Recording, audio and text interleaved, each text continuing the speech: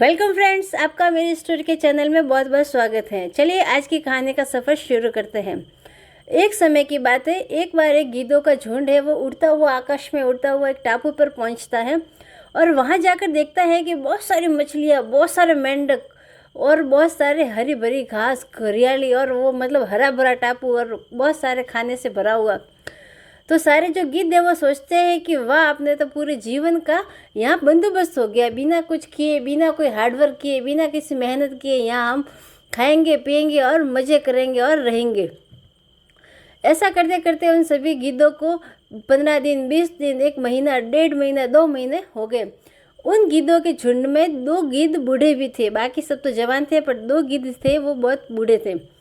तो वो बूढ़े गिद्धों ने सबको इकट्ठा किया और वो बोलने लगे कि अब चलो यहाँ से चलते हैं, नहीं तो हमारी शक्ति धीरे धीरे कम होती जा रही है। अब हमें इस तरह से आलस्य को त्यागना पड़ेगा, इस तरह से आलस्य को जीवन में नहीं रखना है। हमें भगवान ने शक्ति दी है हाई क्वालिटी के ऊपर आकाश में उड़ना और हाई क्वालिटी का शिकार करना, अपने पंखों को आकाश में उड़ाना और तेज शिकार करना, तेज भागना और नए एक जगह से दूसरी जगह पे जाना और अपने आप को अपडेट करते रहना। ये शक्ति दी है हमें भगवान ने। अगर हम इसी तरह से यहाँ खा पी के पड़े रहेंगे तो हम एक न एक दिन शक्ति विहीन हो जाएंगे, हमारी सारी शक्तियाँ चली जाएगी। पर उन जो बूढ़े 2 गिद्ध थे उनकी बातों को किसी भी गिद्ध ने नहीं सुना और उन्हें कहा कि वे आप तो बूढ़े हैं इसलिए सतिया गए हैं, हम इतना अच्छा खाना पीना छोड़ के वहाँ वापस आकाश में उड़े और मेहनत करें, ऐसा किसने कहा है? आप जाइए, आपको जहाँ जाना है, हम तो बस यहीं पे रहेंगे, जीवन भर खाएंगे पिएंगे और पड़े रहेंगे और मज़े करेंगे, अपना जीवन यहाँ खुशी खुशी से बिताएंगे। तो वो जो 2 बूढ़े गिद्ध थे उन्होंने बहुत समझाया सभी गिद्धों को, पर किसी ने उनकी बात नहीं सुनी। तब अंत में वो हार करके दोनों गिद्ध अपने आकाश में उड़ान भरते हैं और अपने ठिकाने पे जाके चले जाते हैं, वहाँ जाके वापस। ऐसे करते करते मतलब 1-2 साल हो जाते हैं। तब वो 2 बूढ़े गिद्ध होते हैं, वो कहते हैं कि चलो अपने जो जवान गिद्ध थे उन गिद्ध भाइयों को देख के आते हैं कि वो क्या कर रहे हैं, किस हाल में हैं। फिर से वो जो 2 बूढ़े गिद्ध होते हैं वो उसी टापू पे आते हैं जहाँ पे वो सारे जवान गिद्धों को छोड़ के गए थे।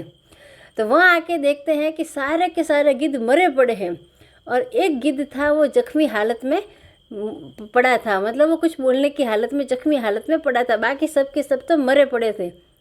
तो उन 2 बूढ़े गिद्धों को आंखें हैं वो फटे की फटी रह जाती है उन सबको देख के।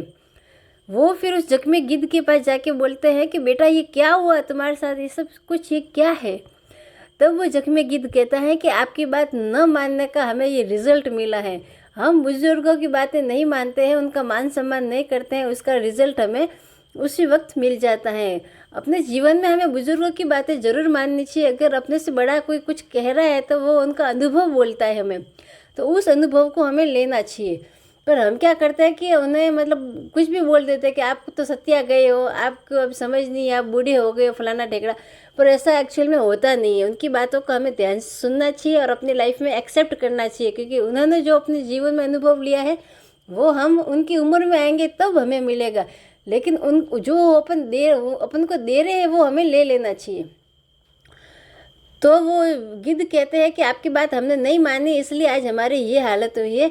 आपके जाने के बाद 1-2 महीने तक तो हमने खूब मज़े किए, पर आप उसके बाद में एक वहाँ पे चीतों को झुंड आया था।